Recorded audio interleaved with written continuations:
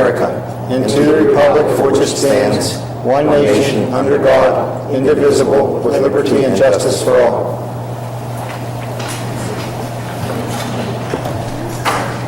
Roll call, please. Mr. Alt? Here. Mr. Beistel? Mr. Calero? Just barely here. Mr. Fry? Here. Mrs. Love? Here. Mr. Polakowski? Here. Mrs. Rhodes? Here. Mrs. Shipley? Here. Mr. Benz? Here. Let the record show 8 present. Let the record also show that Mr. Beistel is ill and will not be here this evening. Citizens' comments. I have no comment cards today. Thank you. Superintendent's report. Sure, I have a State of the Schools report. Probably the best thing to do, I do have it on your board docs if you want to follow it through, but I think maybe the easiest thing to do would be to put it up on the screen, and that way the camera can capture it as well. So if we all go down front, maybe that we could do that.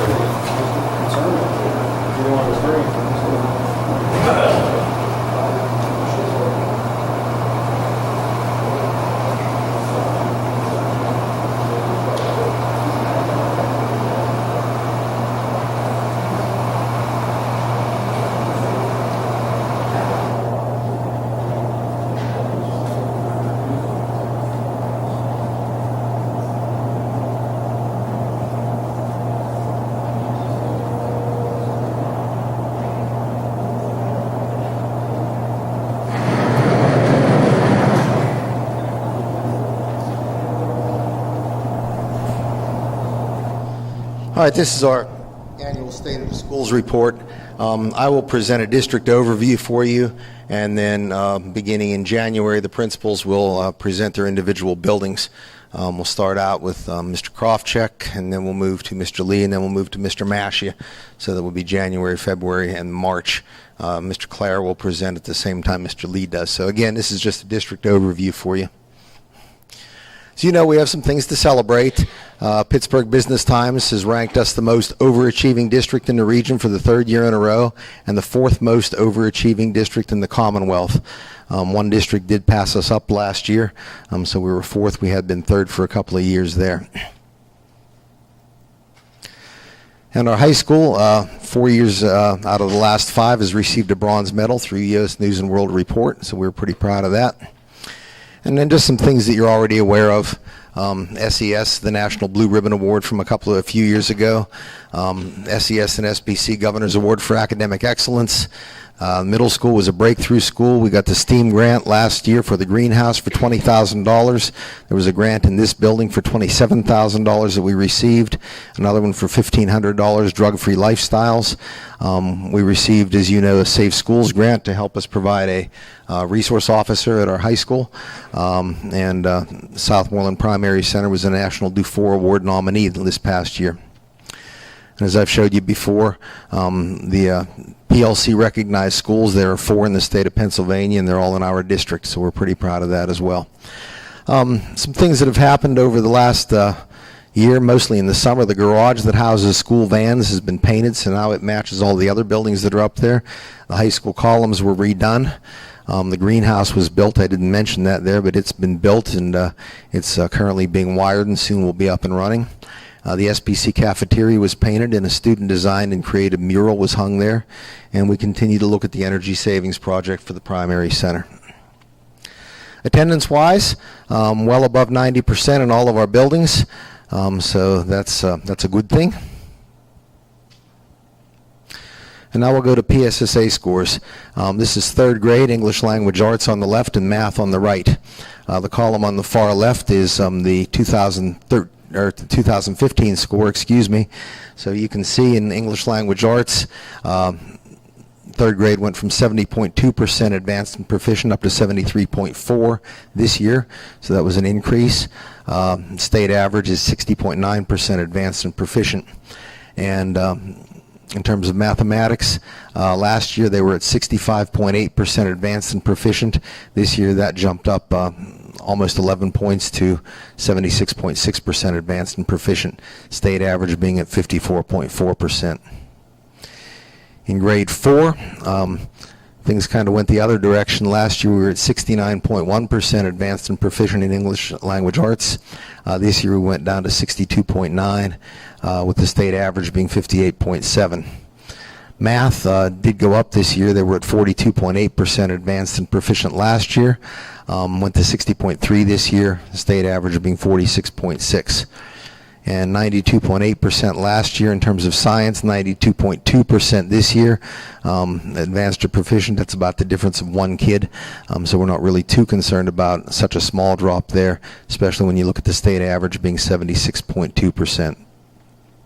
Science is not tested in all the grades. It's only tested in 4 and 8 in terms of the PSSAs. Grade 5, again, going in a direction that we would like to see changed. Last year, English language arts was 76.7% advanced and proficient.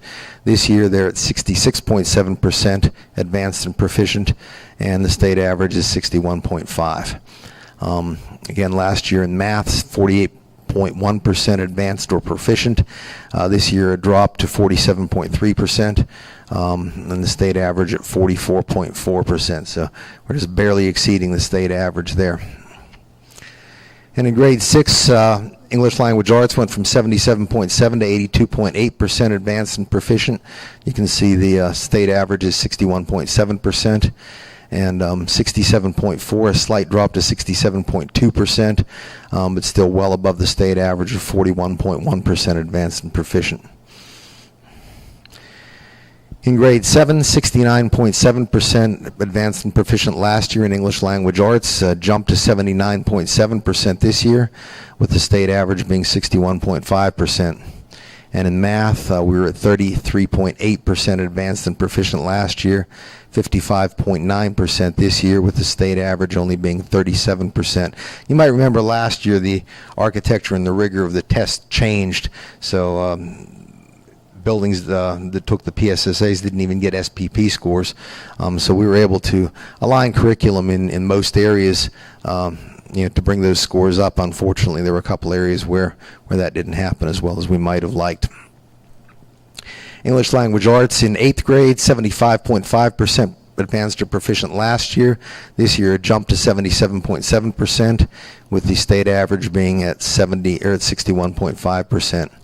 Mathematics went from 45.6% to 50% advanced or proficient, with the state average just being at 31.2%, and a slight drop in science from 71.3% to 68.5%. It's still above the state average. Looking at the Keystone exams, in literature, last year we were at 75.8% of our 11th graders were advanced or proficient. This year, 87.2%. So that was a nice jump for our high school, the state average being 76.8%. Mathematics, again, another nice little jump from 65.4% to 73.6%, with the state average being 68.2%. Slight drop in biology, and we're still just a little wee bit below the state average there. 65.6% last year, 63.4% this year, with the average being at 65.8%. So we have to work on that biology a little bit. If you remember a few years ago, Keystone biology was much, much, much lower than that. So they have been on the upswing, a little dip this past year. So we're looking forward to better things for next year. So how are we doing in terms of Westmoreland County and PSSA scores? If you look at this chart, we are the blue line. The green line is Westmoreland County, and the yellow line is the state average. So as you can see, moving from 2008, we were below the county average, and then we were able to, in 2010, kind of make that crossover, and we've been above the county average for the last several years in terms of our PSSA scores.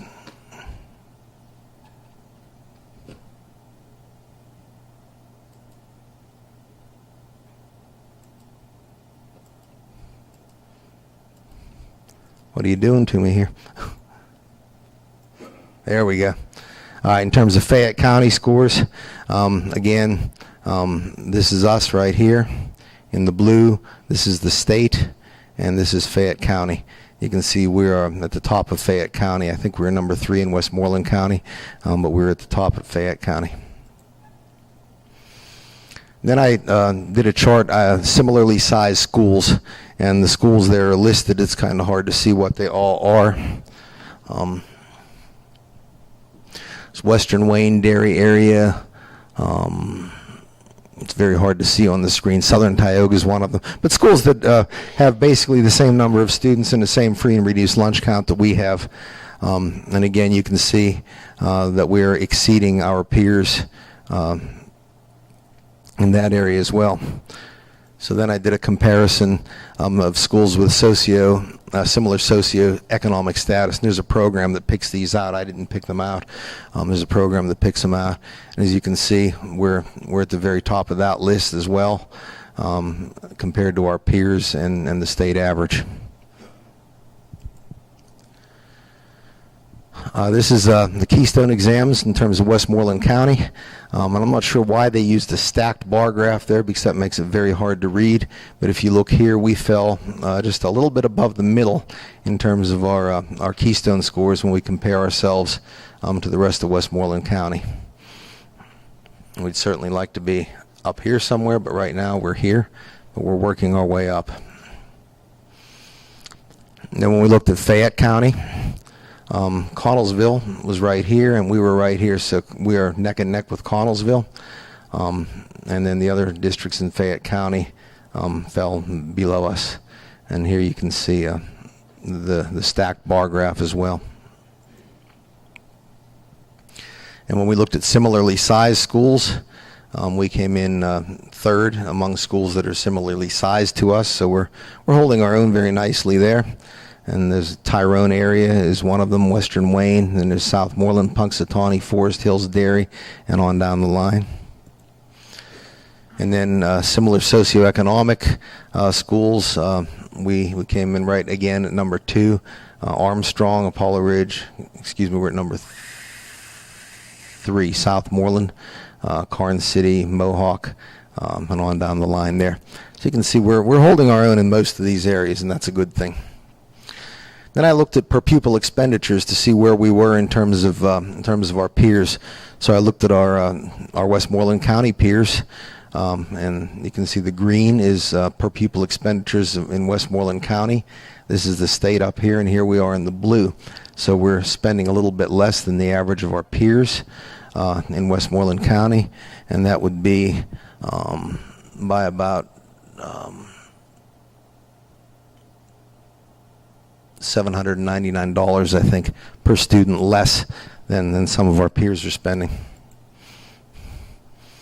Then I looked at Fayette County, did the same thing, and again, we are lower in expenditures than our peers in Fayette County are. Per pupil expenditures, that is. In terms of similarly sized schools, and again, it's the same list that we had before. We're spending less per pupil than any of them. And schools with similar socioeconomic status, most of them are spending, the average, are spending more than we are in per pupil expenditures. Again, I loaded this for you on board docs, so you'll be able to look at the numbers and see them a little bit better. I apologize, the numbers aren't as clear as they might be on the screen. So now, instead of having adequate yearly progress, as you know, we have the school performance profile. It's multiple measures. It looks at growth. It looks at achievement test scores. It looks at graduation rates. It looks at attendance. Looks at number of students taking advanced courses. All kinds of things enter into that. So in 2012-13, you might remember Southmoreland High School was 69.8, and we weren't satisfied with that, so we thought certainly we would come up in 2014, and we didn't. 2014-15, we started to come up a little bit. The state said we were at 71.1, but there was a clerical error, and we did not get credit for all of our AP courses last year, so our real score would have been 72.6. Dan Krofcheck, I don't know if you want to repeat that cartwheel that you did the other day for us or not, but this year we're at 83.4. So congratulations to the high school. We told you We told you years ago that we were going to increase rigor, we were going to get rid of low-level courses, and eventually it would pay off, and it's working, so we're quite pleased with that. So I looked at Southmoreland High School performance profile by SPP score, and as you can see, we're number 4th in the county. And in Fayette County, we rank number 1. And then I looked at the same scores, but I arranged, instead of by score, I arranged by socioeconomic status, and you can see, by economically disadvantaged students, and you can see that with the exception of 2 other districts, we are the third, have the third greatest number of students who are considered economically disadvantaged in Westmoreland County. In Fayette County, we have the second lowest number of students that are economically disadvantaged. Graduation rate, the target is either 85% or showing improvement. We've been at 90% beginning in 9-10. We dropped to 85, 86, 92%. Now we're at 91%. And again, 1% drop in a school our size represents 1, maybe 2 kids. And this data is always 1 year behind. The 15-16 data is not available, so they always give us the data from the previous year and enter that into our score. I looked at the middle school. They're hanging right around 84, 84.2. Last year, because of the PSSA realignment, there was no score, and this year the middle school came out at 83 even.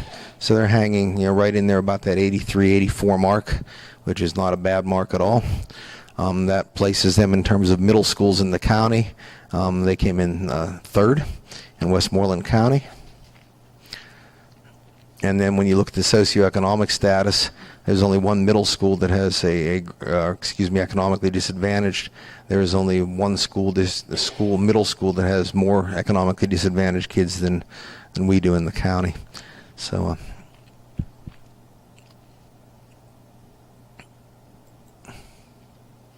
Then we looked at the same data in Fayette County.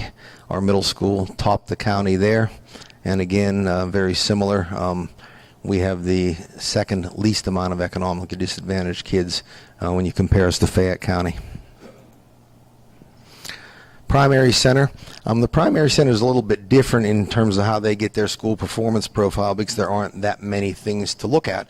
They don't have a graduation rate. They don't have advanced placement courses. They don't have a lot of the things. So basically what happens at the primary center is they look at attendance. They look at promotion rate, how many students are retained, as how many are promoted. And then in terms of their data score, they look at 3rd grade achievement because 3rd grade is the first grade that PSSA is given. So in 12-13, they were at 93.6.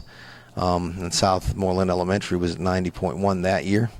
13-14, 89.4 for the primary center and 84.2. Again, we skipped 14-15. This year, the primary center was at 83.3, but based on the scores that you just saw earlier and some of the PVOS data that you'll see later, SES dropped down to 66. John Lee doesn't think that's an acceptable score, neither does Jack Molnar, and I don't think anybody that teaches in that building thinks it's an acceptable score either. So I've been sitting in on curriculum meetings, and John and his team have been working to make sure that their curriculum is aligned with actually what's being tested, that their eligible content's in order, that there are transitions, that there are no splinters and no gaps in the curriculum. So they've been working diligently at that, and we look for a much better score next year. Looked at the elementary schools in Westmoreland County, ranked them by their SPP score. Primary center was 9th from the top. Elementary SES was unfortunately 9th from the bottom. So that's where we came out there in terms of SPP score. And in terms of socioeconomic status, you can see that, again, we are among the schools with the highest concentration of economically disadvantaged students. Sloan Elementary and Franklin Regional is 9%. We're at 52%. Hunt Elementary, which I believe is in New Kent Arnold, they're at 100% economically disadvantaged. So it's quite a disparity in the county. Did the same thing for Fayette County. Southmoreland Primary came out at the very top in terms of the SPP score. Southmoreland Elementary came out at about the middle. I had to make two columns here because there are a lot of elementary schools. So Southmoreland Elementary came out about the middle there in terms of their score. What I tried to do here is I tried to compare our previous performance to our current performance and then compare our performance to that of our peers. So I don't know if you're seeing that pattern or not, but that's what I'm trying to do here. In terms of economically disadvantaged in Fayette County, you can see that again, we're at 52.19 and 53.87. So there are a few schools that have less students who are economically disadvantaged, and quite a few here who have more. Then I looked at our growth data, and you can remember from last year, PVOS and growth was an area that we had some difficulty with, and we still have some difficulty with it, but as you can see, we're improving. So this is PSSA math throughout the whole district, and as you can see in previous years, we were in the red, and red means that there is moderate evidence that the group did not meet the growth standard for academic growth. So if you look at previous years, you can see we're in red. In fourth grade, you can see here that our students who are scoring in the below basic group and in the proficient group showed evidence that there was sufficient growth. We still have some red that we need to deal with. In fifth grade, the only group that did not meet the growth measure were the students who were scoring at advanced, but those who were below basic, basic, and proficient all met the growth measure. And interestingly, the kids who were below basic grew at a greater rate than those who were basic or proficient.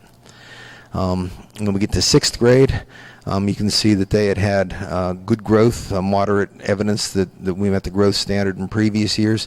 And again, we have evidence that we're meeting the growth standard here.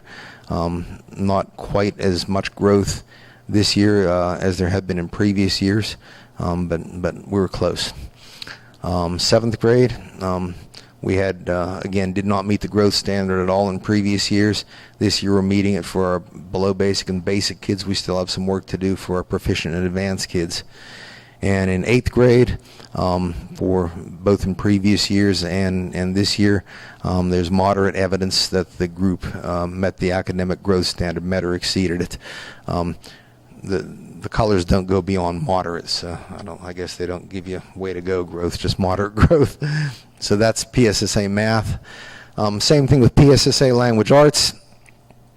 Here, the white numbers are kind of a nice problem to have. This is our below basic column, and we did not have enough students scoring below basic to statistically come up with growth or lack of growth. So that's good, because we really don't want our kids to be below basic. So you can see in fourth grade, again, language arts, we showed growth in previous years. So we did not show growth this year in our advanced group. Fifth grade, we did not show growth in previous years in our below basic group, but did in all of our other groups. This year, conversely, we didn't show growth in our proficient or advanced group, but we did in the other two. Grade 5 showing growth the whole way across the board, which is an improvement here because we weren't showing growth last year or in previous years for our basic kids. Grade 7, we're showing growth for our basic kids, but not for our proficient or advanced. So that's one more group showing growth than was showing growth previously, but obviously not enough. And in 8th grade, blue across the board. So there was an improvement there across the board in the amount of growth that was shown. And again, that's PSSA English Language Arts. PSSA Science, grade 4, growth across the board.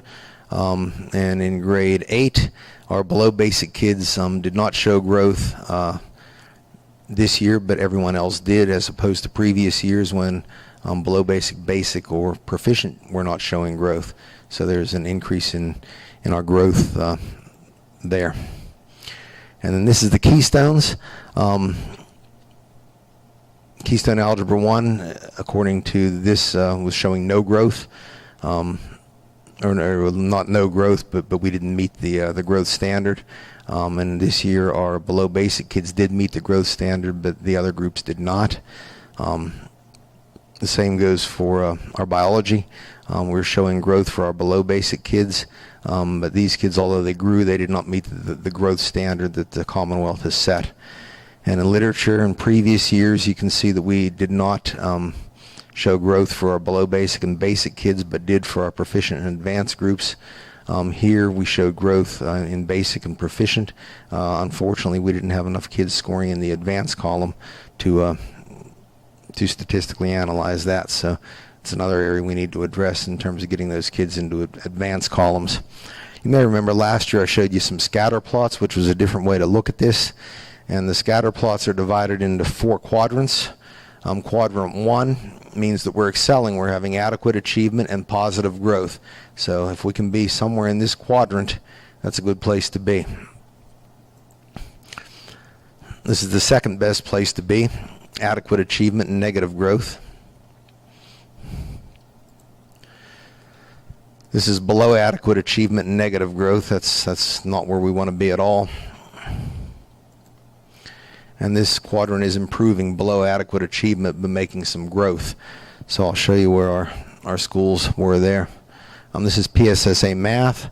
So SES, as you can see, is in this quadrant. So their achievement was above average achievement, but their growth was not meeting the standard.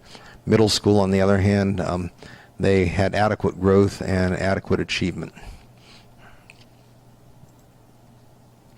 English Language Arts, similar picture, above average achievement and above average achievement. Here did not meet the growth standard, and here they did meet the growth standard.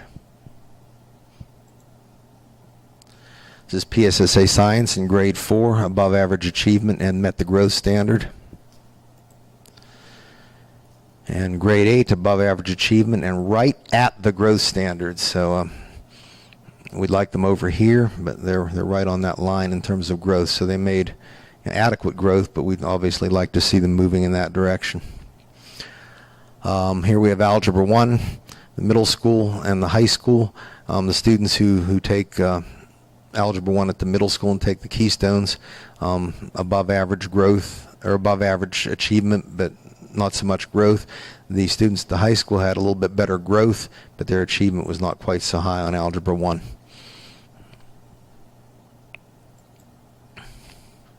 And Keystone Biology, again, they were above the average in terms of the achievement, but not so much in terms of growth. So we need to start growing those kids a little bit as well as the achievement. And Keystone English Language Arts, above average, both in terms of achievement and in growth. So we were good there. So how are we doing? We've done pretty well for ourselves over the past several years. Not as good as we'd like to do, but we've done, we've certainly made some improvements. We had a little blip at the elementary school this year, and we're working on fixing that. The high school and the middle school have increased their SPP scores. SPCs declined slightly, and a significant drop again at SES.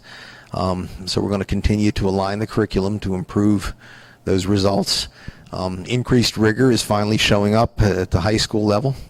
We need to concentrate on PVOS growth. We improved there a little bit this year. We need to improve a lot more.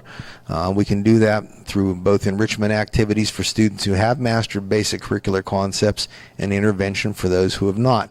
And if you look at those numbers on those previous charts, you notice a lot of our kids that are basic and below were showing growth. So that means our intervention's working, but our enrichment might need to be beefed up a little bit in order to get those kids who are already mastering, to get them to master at a little bit higher level. So where do we go from here? We continue to raise the bar. We continue to try to close the achievement gap. Everybody says, well, it's the kids. It's the worst group I ever had this year, and we don't say that around here anymore, right, Wendy?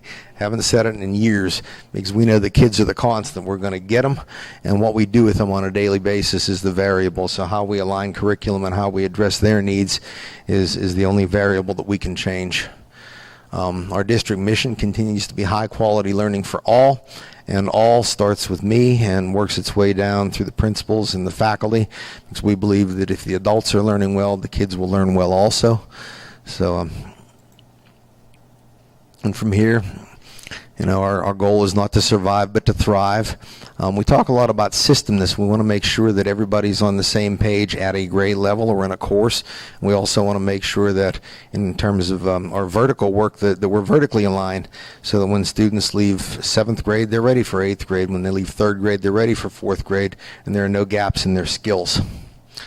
We'll continue to focus on the 3 big ideas of a professional learning community that you've heard over and over and over again. A focus on learning, not on teaching, but on learning.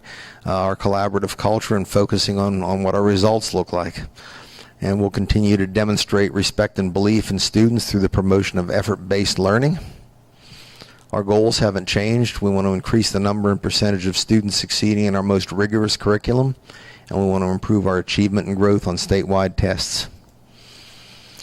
We want to create the conditions that promote the ongoing job-embedded professional learning that's vital to the continuous improvement of educators. And we recognize that effective effort is the main determinant of achievement, and we will constantly promote effort-based learning in our practices, policies, and behaviors.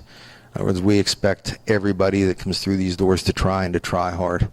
And our kids need to learn every day that what we do here is important. They can do it, and we're not going to give up on them, even if they give up on themselves. I always tell the teachers every time I give my opening day presentation, it's not about us. We don't design what we're doing for the convenience of adults. It's about the kids, and we design everything we do for the betterment of kids, because we're the captains of the dream factory, and we want to be sure our factory is producing at full capacity. Now, what I might say to the 9 people that sit around the table, you're not the captains. You guys are the generals, by the way, because you make the big strategic decisions that we can implement. So that concludes this year's State of the Schools. I could entertain any questions that you might have.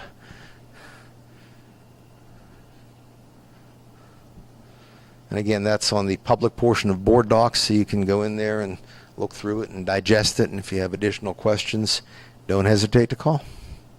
Thank you.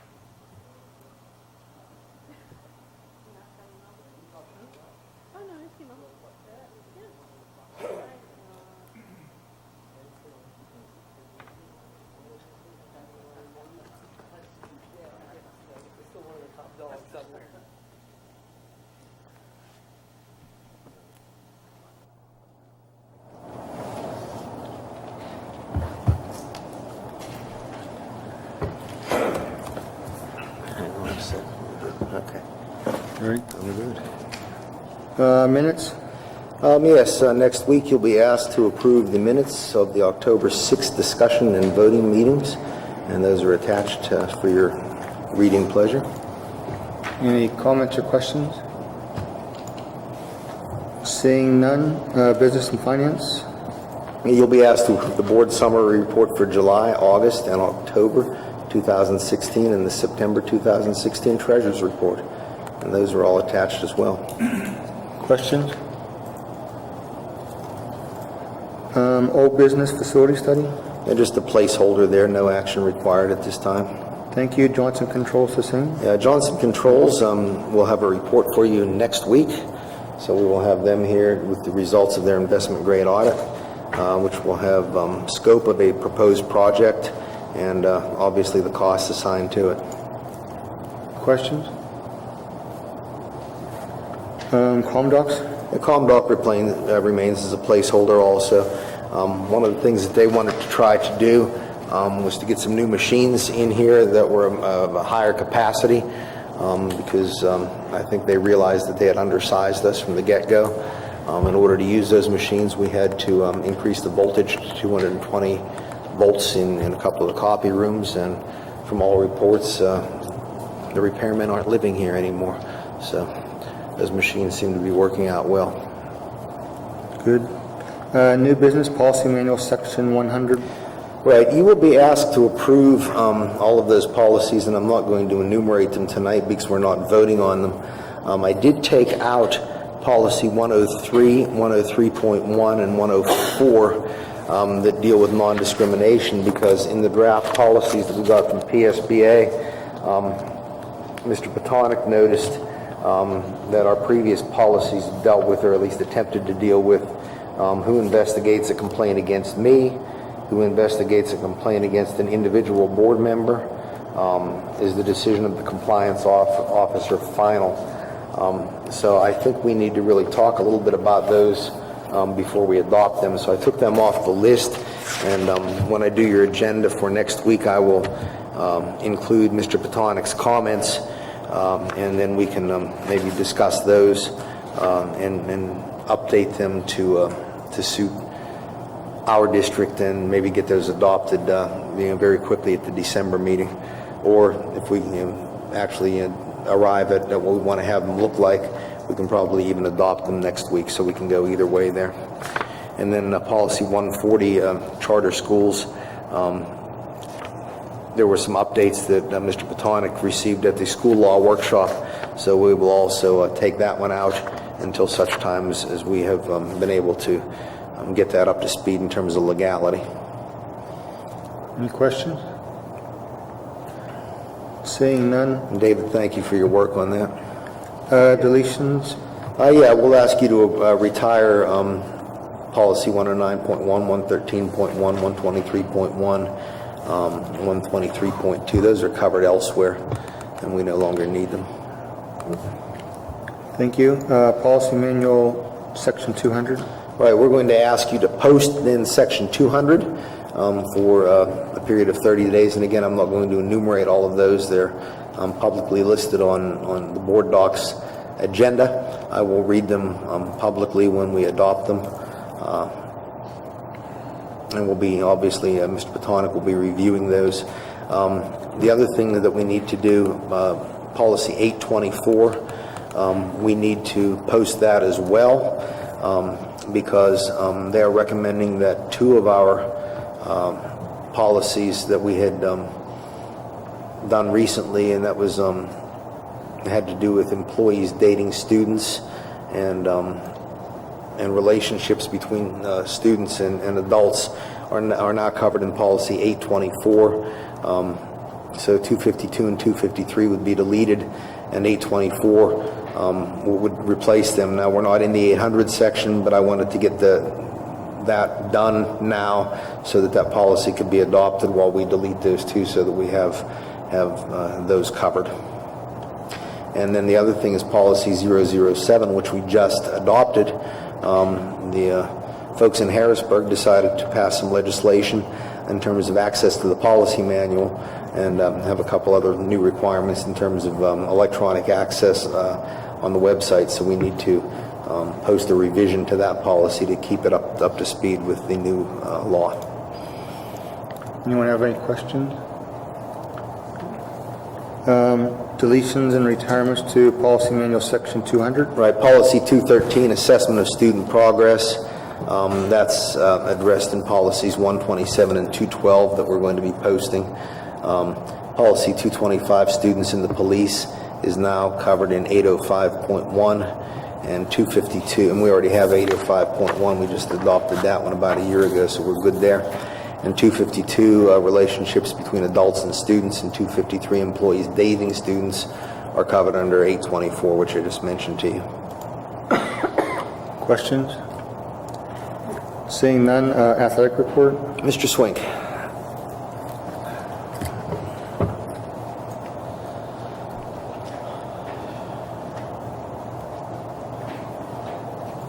Thank you. I just wanted to take a minute. Fall sports are coming to an end. Just to rehash some of the accomplishments our kids had, some of the things the teams did, just to let you know where we're Charlie, at. is your mic on? Check. That way the camera picks it up better. Check. There you go. Okay, again, I'll just give an update of where we were with fall sports, some of the accomplishments the kids had, and some of the teams, and just let you know where we're at. In boys golf, they won their second consecutive section title this year with an undefeated record. It's an outstanding job. The team qualified for the golf team championship.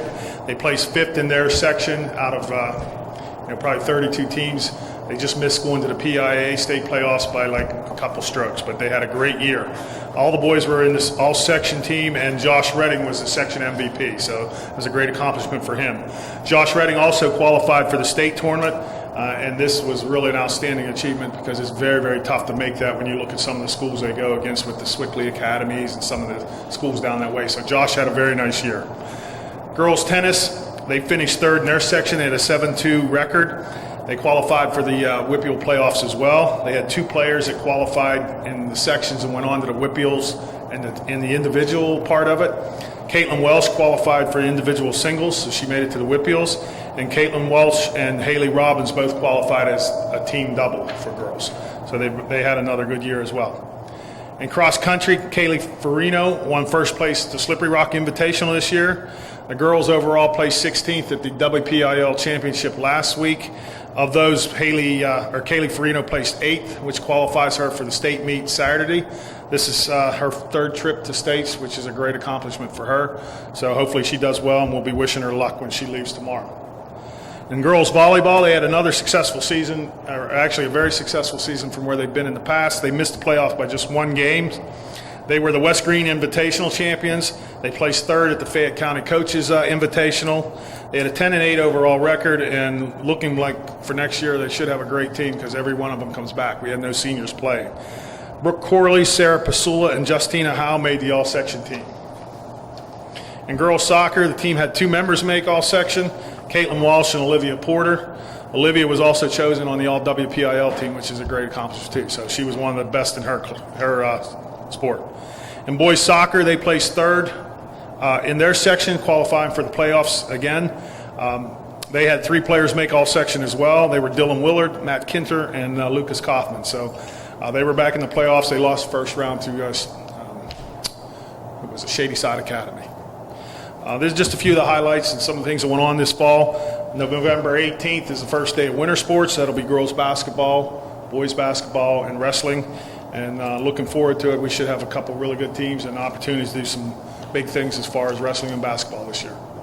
Any questions? Thank you for your time. Thank you, Charlie.